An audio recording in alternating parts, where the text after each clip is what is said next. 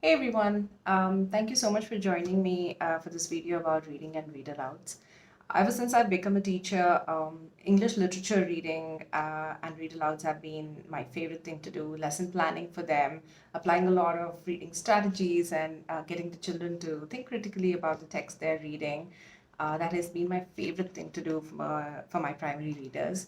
And applying that at home with my own child, especially ever since he was born, was actually very refreshing. And I'm learning a lot about what reading does to toddlers and infants and babies. And it's amazing how it really fosters language development and critical thinking in children. So, what are some of the things that we need to do before reading?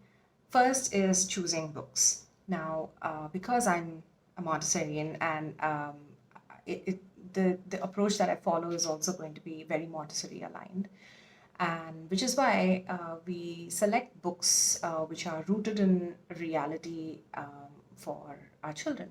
So when I say rooted in reality, it means we choose books which have real pictures or realistic looking illustrations, and theme of the books that we choose would be very familiar to the children and happening in their immediate environment. I'm going to give you a few examples of these. For example, Henry Helps with Laundry. It's got realistic illustrations. And the theme of the book is also very, very appropriate for toddlers because they connect with it. And especially if you're introducing laundry to your toddler, this is going to be such a great book because throughout the book, Henry is helping his parents do laundry. And why we do laundry, how we do laundry. Henry is also separating white clothes and colored clothes, and it's going to add a lot of sorting skills to the children as well. And we can use books with realistic looking pictures like Dogs by Emily Gravett, where there are opposites like big dog, small dog. If your child is interested in dogs, this is going to be so much fun to read too. There's dog with hair, dog without hair, dogs that are silent, dogs that bark, and it introduces different kinds of different breeds of dogs as well. So if you have little miniatures of dogs of different breeds, it's going to add so much to the language where you can also name different breeds, right? So I mean, whenever you're choosing a book, you can think through so many things that you can do around the theme of the book as well. And here is a book, again, because my son really loves dogs and puppies. So I pick a lot of books that revolve around this theme. And this book has got realistic pictures and so attractive. There are very few words here. It's very toddler appropriate and very, very realistic and attractive pictures and very cuddly pictures, very cute pictures, right? So this kind is also a good choice. And if you've noticed, both of these are board books and easy for the child to turn pages until they get used to respecting the book and turning pages with utmost care.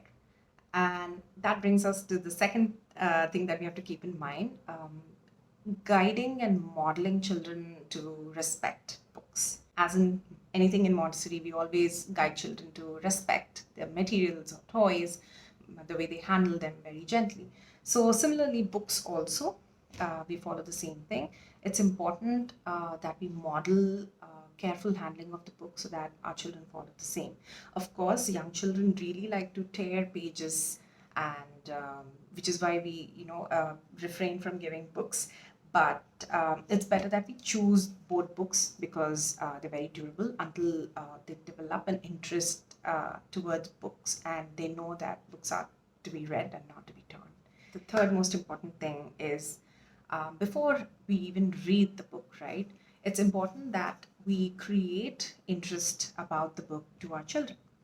So we attract them towards the book by showing familiar things within the book. For example, this book has many familiar things, that we find around home, and maybe your child is really used to. For example, red chilies, right? So I'm sure your child would have seen red chilies in the kitchen because it's a very, very common thing that we find in Indian households. And, a lot of colors in this book. So, you can attract your child by bringing in different colors. Oh, look, this is blue, or oh, look, this is a brinjal here, and oh, the pink ice cream, and dates, and guava, and there's so many familiar things, right? So you can always attract your child by showing the illustrations and before even reading the book, and pointing towards these illustrations, and maybe talking a little more about it before even reading the book. Once you have attracted your child and your child is very interested in the book, you can actually show the cover page, and if your toddler is able to speak, then you can ask about what's happening in this illustration. What do you think the book is about? And you can ask, what color is this dadima wearing? Or who is this, and who do you think these two are? Are they friends? Are they brothers, sisters? Let's find out. Or you can bring in a lot of conversation. Or what do you think this is? Is this the moon? Is this the sun? It's not like quizzing, but when your toddler is able to give answers, and you're actually able to get them to think critically. Because if this is critical thinking, because if your toddler is able to answer this is sun, it means he has done a bit of critical thinking, where hey, this looks like daytime and doesn't look like nighttime, so this has to be the sun and this is not the moon. So when you ask such questions, it brings in a lot of critical thinking skills into reading as well. So I hope you have few takeaways from this video, and they helped you to prepare yourself and your toddler for amazing reading sessions.